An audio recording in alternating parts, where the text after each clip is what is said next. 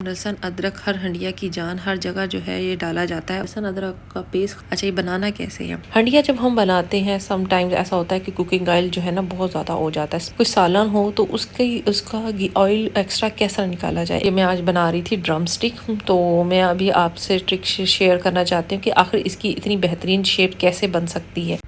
अस्सलाम वालेकुम। लहसुन अदरक हर हंडिया की जान, हर जगह जो है ये डाला जाता है और अगर ये पहले से बना हुआ पड़ा हुआ हो तो हमें काम करना बहुत आसान लगता है। अच्छा, ये बनाना कैसे है? आपने लहसुन अदरक को छीला, उसको दरमियान से 2 पीस किया ताकि ग्राइंडर में ना एक अच्छी तरह पेस्ट बन जाए। उसमें कुकिंग ऑयल डाला है इतना कि वो लहसुन अदरक वो जो है ना डिप हो जाए। थोड़ा सा पानी डाला है, पानी बिल्कुल भी ज़्यादा नहीं डालना। इसकी वजूहत क्या है, और उसको भी ग्राइंडर में डाल कर आराम से पीस लें।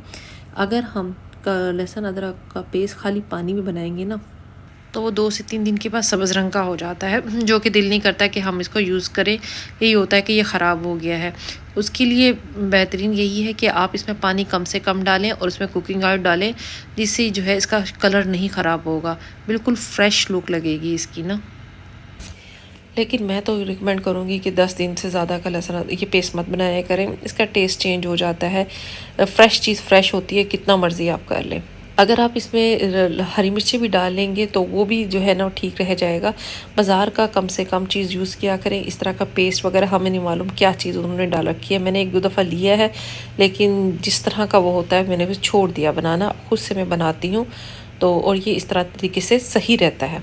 दूसरा, हंडिया जब हम बनाते हैं समटाइम्स ऐसा होता है कि कुकिंग ऑयल जो है ना बहुत ज़्यादा हो जाता है, स्पेशली जब सब्ज़ियां बनाते हैं या फिर कोई एक भुजिया टाइप सब्ज़ी टाइप शोरबे वाली चीज़ तो मुश्किल है उसका घी निकालना, उसको तो ऊपर चम्मच से ही निकाला जाएगा। लेकिन जब इस तरह का कोई सालन हो तो उसका घी ऑयल एक्स्ट्रा कैसा निकाला जाए। एक तरीकाकार ये है, कोई बर्फ़ ले लें और जहाँ पर जो ऑयल है वहाँ पर बर्फ़ को थोड़ी देर के लिए रखें। ऑयल जो है वो बर्फ़ पर चिपक जाएगा और थोड़ी देर बाद वो हार्ड भी हो जाएगा अगर बर्फ़ बहुत ज़्यादा हार्ड है तो।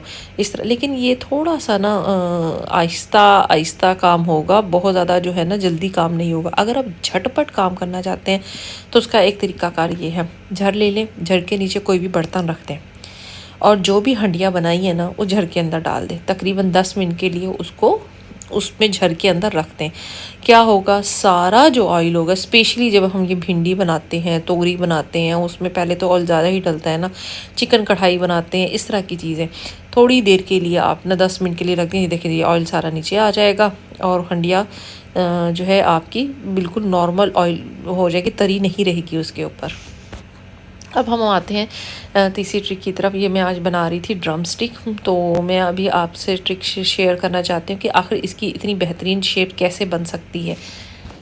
आप इस तरीके से फोल्ड करेंगे, बिल्कुल बाजार जैसी शेप बनेगी। हाथों को थोड़ा सा गीला करें, जो भी आपने फिलिंग बनाई है इसके अंदर थोड़ा सा आलू ज़रूर डालिएगा, इससे चिपक जाता है। ठीक है, कोई भी पेपर ले लें, प्लास्टिक पेपर, उसके ऊपर ना इसको इसका पेड़ा सा या गोल सा बना के इसकी शेप इस तरह की बना ले, कोई मसला नहीं।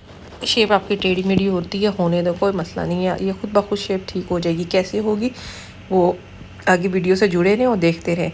इसी तरह की ये लेग पीस है, और नहीं है लेग पीस तो आइसक्रीम स्टिक भी आप डाल सकते हैं। मेरे पास तो मैंने क्योंकि लेग पीस का ही बनाया था कीमा, तो इसलिए पड़ी हुई थी। अब इस तरह शॉपर में लेकर इसको आपने प्रेस कर देना है।